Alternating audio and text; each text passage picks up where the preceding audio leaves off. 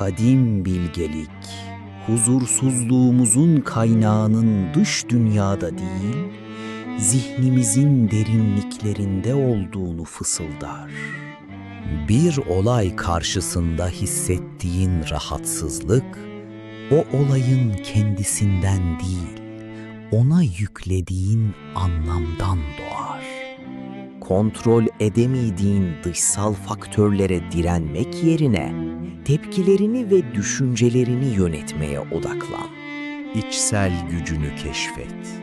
Çünkü gerçek özgürlük olayların seni değil, senin olayları yorumlayışını belirleme yeteneğindedir.